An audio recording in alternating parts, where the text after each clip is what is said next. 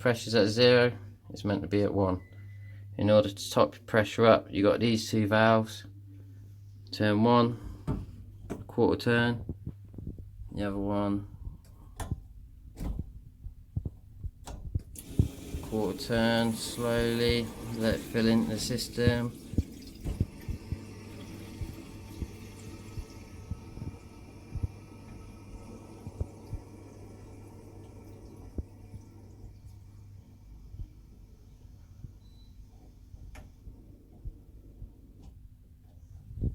And then switch them both off. That's on, that's off.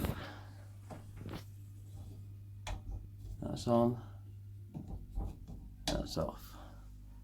And keep checking this because you might have a leak because it keeps going to 0.